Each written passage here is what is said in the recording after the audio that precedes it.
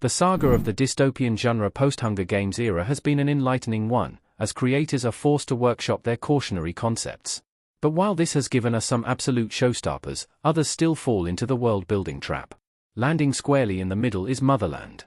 In an alternate present, the state seizes and raises all children, relieving mothers from this burden.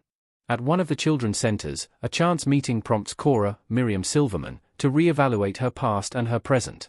Cora is a kind of scorekeeper, determining which young people best adhere to the rules, earning them a shot at the best jobs. Just after Cora stumbles across her own daughter Zinnia, Emily Arancio, the center announces an initiative to boost the population, with Zinnia being a candidate to bear a new child. As far as weirdly specific dystopias go, Motherland is relatively well executed. Miriam Silverman as Cora in Motherland. Motherland's premise holds a lot of promise. To some, state-sponsored, quality childcare sounds like a utopia.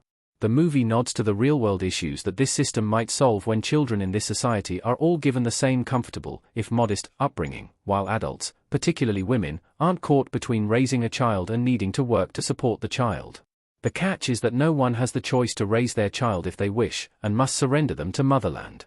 Motherland also accurately shows how an authoritarian regime ensures its own survival. It presents the one option as freedom, heavily controls language, smooths over the stories that make it to the news, and quietly does away with dissenters. There are some interesting shots of the landscapes, the newsreels, characters avoiding eye contact or being isolated within hallways, all serving to emphasize the themes of the mythos of Motherland and emotional detachment. The score was also surprisingly good, with some softly chilling arrangements.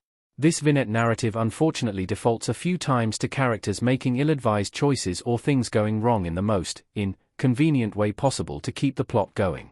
It's not interested in what the bigger world looks like, but the small-scale tragedies caused by Motherland, when human happiness is supposed to be the ultimate goal. Holland Taylor is a standout in Motherland. And that's kind of a problem considering the story. Holland Taylor as Tony in Motherland. However, Motherland lacks the nuance it could have had when it leans towards assuming a universal experience of pregnancy and motherhood, and the only character to provide a different perspective is the villain. Holland Taylor indisputably gives the best performance, playing the head of the children's center. Taylor's Tony came of age as society was rearranged. The character is brilliantly collected, even caring, yet convinced enough to gaslight and kill.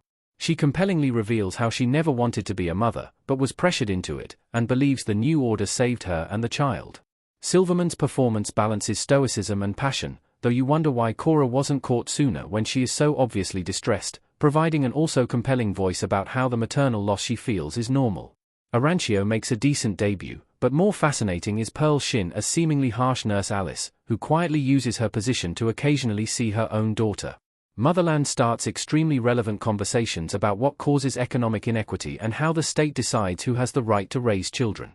But it could have further explored these themes and more authentically incorporated the experiences of women who don't want children, but still feel some loss.